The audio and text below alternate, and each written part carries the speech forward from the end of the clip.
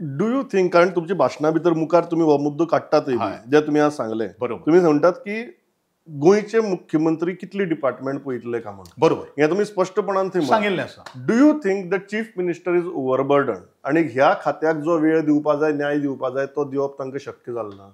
ह्या गोष्टीकर it is the responsibility of the chief minister whether it is he is overburden or not ते म्हाका कांय खबर ना.